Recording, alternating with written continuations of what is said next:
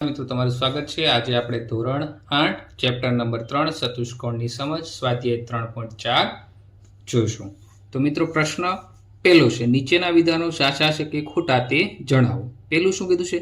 દરેક લંબચોરસ ચોરસ છે। તો મિત્રો લંબચોરસ છે એ ચોરસ બની શકે નહીં। શું કરવા? ચોરસમાં બધી બાજુ સમાન હોય, લંબચોરસમાં શું હોય? સામસામેની જોડ જ સમાન હોય। તો આ વિધાન કેવું થશે મિત્રો? ખોટું થશે। ત્યાર પછી બીજું શું કીધું?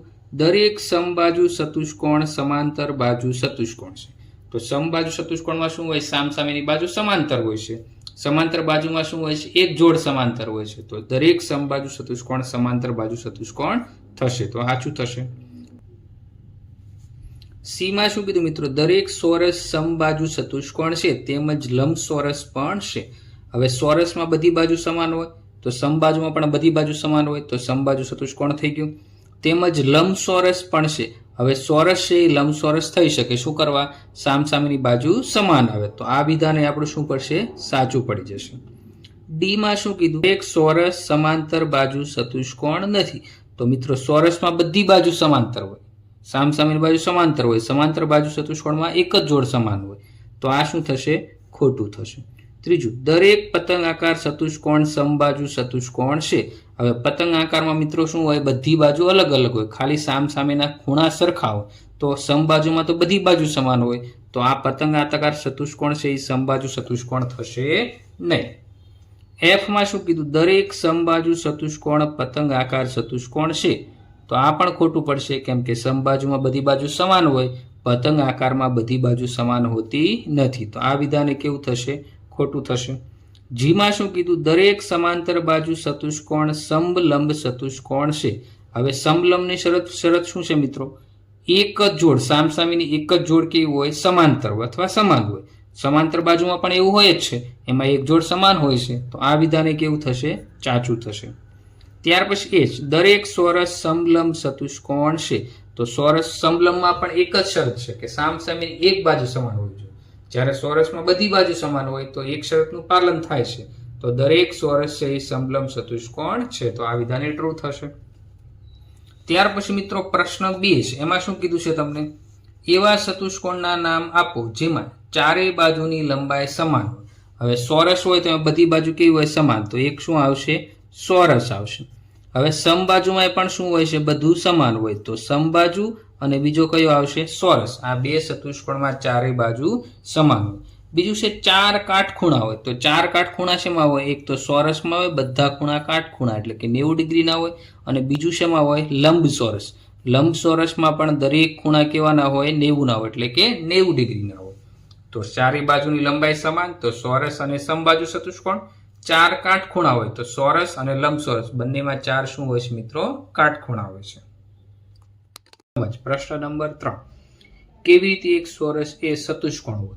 હવે મિત્રો ચતુષ્કોણ છે એ ચોરસ છે સાબિત કરવા માટે આપણે શું કરીએ? ચતુષ્કોણને, ચોરસને કેટલા ખૂણા હોય? ચાર ખૂણા હોય અને ચાર બાજુ હોય, તો એ શું થાય? ચતુષ્કોણ। શા માટે? ચતુષ્કોણને પણ ચાર ખૂણા હોય અને ચાર બાજુ હોય, તો ચોરસ એ ચતુષ્કોણ છે। ત્યાર પછી બીજું શું કીધું? એ સમાંતર બાજુ ચતુષ્કોણ। તો ચોરસ છે એ સમાંતર બાજુ ચતુષ્કોણ છે આપણે કહેવાનું છે। તો સમાંતર બાજુ ચતુષ્કોણમાં શું હોય? સામસામેની બાજુ કેવી હોય? સમાંતર હોય। તો ચોરસમાં પણ સામસામેની બાજુ સમાન અને સમાંતર હોય છે, તેથી તે સમાંતર બાજુ ચતુષ્કોણ છે। તો સમાંતર બાજુ ચતુષ્કોણમાં પણ બાજુ સામસામેની બાજુ સમાંતર હોય, અને ચોરસમાં પણ સામસામેની બાજુ કેવી હોય છે મિત્રો? સમાંતર હોય। ત્રીજું છે સમબાજુ ચતુષ્કોણ એ ચોરસ છે, એ આપણે સાબિત કરવાનું છે।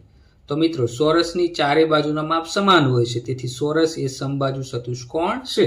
સમબાજુ ચતુષ્કોણમાં પણ ચારેય બાજુના માપ સરખા હોય, ચોરસમાં પણ ચારેય બાજુના માપ કેવા હોય છે? સરખા હોય। ત્યાર પછી મિત્રો પ્રશ્ન 4 છે, લંબચોરસ એ ચોરસ છે તે વિગતવાર સમજાવો। તો ચોરસમાં શું હોય છે? ચારેય ખૂણા કાટખૂણા હોય, તો લંબચોરસમાં ચારેય ખૂણા કાટખૂણા હોય, તથા સામસામેની બાજુ સમાન હોય। તો લંબચોરસમાં જે રીતે સામસામેની બાજુ સમાન હોય, એમ ચોરસમાં પણ શું હોય છે? સમાન હોય છે, તેથી ચોરસ એ પણ શું છે? લંબચોરસ છે। તો મિત્રો આ ચારે ચાર પ્રશ્નો છે કે ચોરસ ચતુષ્કોણ છે, સમાંતર બાજુ ચતુષ્કોણ છે, સમબાજુ ચતુષ્કોણ છે અને લંબચોરસ છે। મેં તમને સારી રીતે સમજાવી દીધું। ત્યાર પછી મિત્રો પ્રશ્ન નંબર 4 છે, તો એમાં શું કીધું? નીચે દર્શાવ્યા મુજબ વિકર્ણ ધરાવતા ચતુષ્કોણના નામ આપો। વિકર્ણ કોને કહેવાય મિત્રો? તો કોઈ પણ ચોરસ હોય, ચતુષ્કોણ હોય, 4 ખૂણા ધરાવતા હોય તો એક ખૂણાથી સામેનો ખૂણો બને અને એને તમે જોડો તો વિકર્ણ બને. હવે એમાં પેલું છે પરસ્પર દુભાગે એવો તમારે ચતુષ્કોણ કહેવાનો. દુભાગે એટલે કે વિકર્ણ હોય બે સરખા ભાગ કરતા હોય. તો સમબાજુ ચતુષ્કોણ હોય એમાં પણ વિકર્ણ પરસ્પર દુભાગે, સમાંતર બાજુ ચતુષ્કોણ એમાં પણ વિકર્ણ પરસ્પર દુભાગે, લંબચોરસ હોય એમાં પણ વિકર્ણ પરસ્પર દુભાગે અને ચોરસમાં પણ શું થાય? પરસ્પર દુભાગે. દુભાગે એટલે બે સરખા ભાગમાં વિભાજિત કરવું. ત્યાર પછી શું છે? પરસ્પરના લંબ દ્વિભાજક. લંબ દ્વિભાજક એટલે શું થાય મિત્રો? આ રીતે રચના થતી હોય એને લંબ દ્વિભાજક કહેવાય. તો ચોરસમાં શું હોય? આ રીતે તમે લંબ દોરો તો બે સરખા ભાગ થાય. સમબાજુ ચતુષ્કોણ એમાં પણ શું હોય? બધી બાજુ સરખી હોય તો એમાં પણ લંબ દ્વિભાજક જોવા મળે. ત્રીજું છે સમાન હોય. તો શું હોય? વિકર્ણ સમાન હોય. તો વિકર્ણની લંબાઈ અને માપ સરખા હોય તો ચોરસમાં બંને વિકર્ણ સમાન હોય અને લંબચોરસમાં પણ બંને વિકર્ણ કેવા હોય છે મિત્રો? સમાન હોય છે. તો આ રીતે પરસ્પર દુભાગે તો એમાં સમબાજુ ચતુષ્કોણ, સમાંતર બાજુ ચતુષ્કોણ, લંબચોરસ અને ચોરસ. લંબ દ્વિભાજક તો આ રીતે લંબ દ્વિભાજક શેમાં બને? ચોરસ અને સમબાજુ ચતુષ્કોણમાં. સમાન હોય, વિકર્ણ સમાન શેમાં હોય? ચોરસ અને લંબચોરસમાં વિકર્ણ કેવા હોય છે મિત્રો? સમાન હોય છે. ત્યાર પછી મિત્રો પ્રશ્ન નંબર 5 છે કે લંબચોરસ એક બહિર્મુખ ચતુષ્કોણ છે, સમજાવો. હવે મિત્રો બહિર્મુખ ચતુષ્કોણ એટલે એના વિકર્ણો ક્યાં હશે મિત્રો? અંદરની બાજુ. તમારે હંમેશા યાદ રાખવાનું કે બહિર્મુખ ચતુષ્કોણ હોય તો એના વિકર્ણો કઈ બાજુ હોય? અંદરની બાજુ. હવે લંબચોરસમાં તમે વિકર્ણ દોરો તો મિત્રો કઈ રીતે થાય? આ રીતે માનો કે લંબચોરસ છે તો એના વિકર્ણો કઈ બાજુ હશે? અંદરની બાજુ હશે.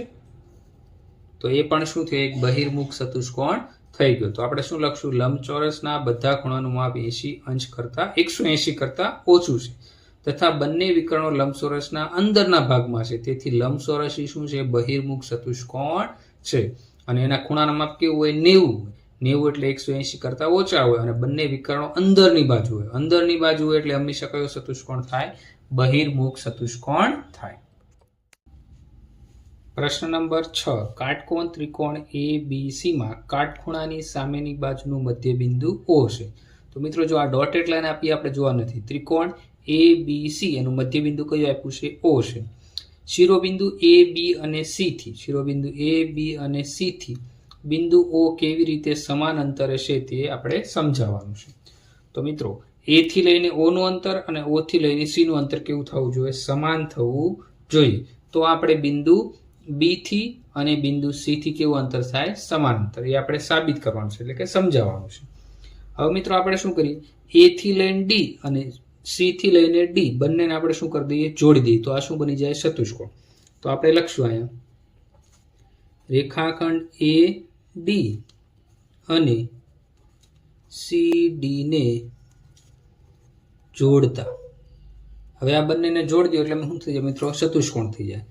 જેથી ચતુષ્કોણ ABCD બને છે. કયો ચતુષ્કોણ બને? ABCD બને છે.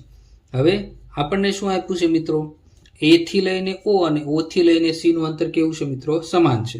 હવે ચતુષ્કોણ ABCD માં AO શું કરવા? આ મધ્ય બિંદુ છે તો મધ્ય બિંદુથી બંને બાજુ અંતર કેવું હોય? સરખું. AO બરાબર OC. હવે જો મિત્રો આપણે આ લંબાયો તો વિકર્ણ OB આખો વિકર્ણ BD છે તો B થી લઈને O અને O થી લઈને D નું અંતર પણ કેવું થાય? સમાંતર. તેથી BO B થી લઈને O બરાબર શું થઈ જશે? OD થશે. શું કરવા મિત્રો? વિકર્ણ પરસ્પર દુભાગે છે. હવે આપણે લખી ચતુષ્કોણ ABCD માં ચતુષ્કોણ ABCD માં વિકર્ણો પરસ્પર દુભાગે છે. તેથી ચતુષ્કોણ ABCD એ હવે વિકર્ણો પરસ્પર દુભાગે તો એવો ચતુષ્કોણ કયો છે? સમાંતર બાજુ. તેથી આપણે લખશું ચતુષ્કોણ ABCD એ સમાંતર બાજુ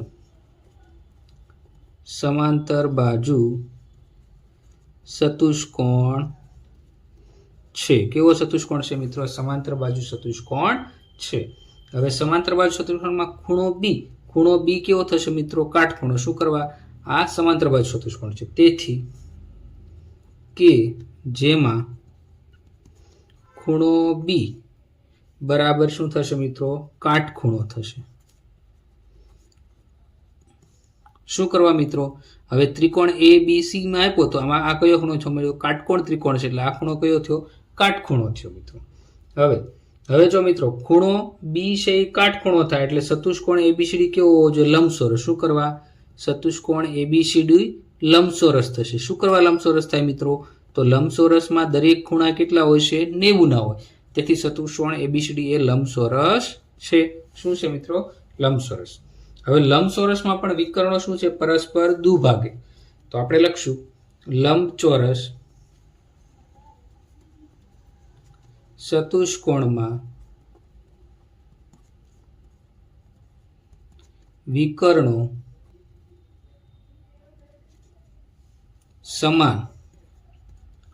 સમાન હોય અને બીજું શું હોય? પરસ્પર દુભાગે. સમાન અને પરસ્પર દુભાગે છે. દુભાગે એટલે શું થાય મિત્રો? બે ભાગમાં વહેંચાય. તો શું થશે? એ સી જેટલું અંતર હશે. તો મિત્રો પરસ્પર દુભાગે એટલે શું થશે? એ થી લઈને સી નું જેટલું અંતર હશે એટલું જ કયું હશે? બી થી લઈને ડી સુધીનું હશે. તો આપણે લખી શકીએ કે વિકર્ણ એ સી બરાબર વિકર્ણ કયો થશે?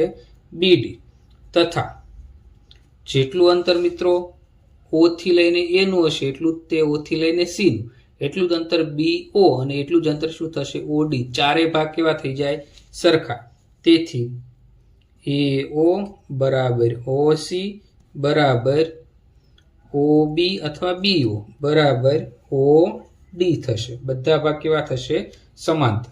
તો બિંદુ ઓ થી હવે બધા ભાગના માપ સરખા થઈ ગયા તો બિંદુ ઓ થી બી નું અંતર સરખું, ઓ થી એ નું અંતર સરખું, ઓ થી ડી નું અંતર સરખું અને ઓ થી સી નું અંતર સરખું. તો આપણને શું કીધું કે એ બી અને સી થી બિંદુ ઓ કેવી રીતે સમાન હોય? તો આપણે સાબિત કરી દીધું કે ઓ થી એ નું અંતર સરખું, બી નું અંતર અને સી નું અંતર સરખું છે. તેથી આપણે લખશું તેથી બિંદુ ઓ એ બી અને સી થી સમાન અંતરે છે. કેવા અંતરે છે મિત્રો? સમાન અંતરે છે. તો મિત્રો અહીંયા આપણા સ્વાધ્યાય 3.4 નું સંપૂર્ણ સોલ્યુશન પૂર્ણ થાય. આ સાથે ચેપ્ટર નંબર 3 પણ અહીંયા પૂર્ણ થાય છે. જો આ વિડીયો તમને ગમ્યો હોય તો શેર કરો, લાઇક કરો અને ચેનલને સબસ્ક્રાઇબ કરવાનું ભૂલતા નહીં. Thank you.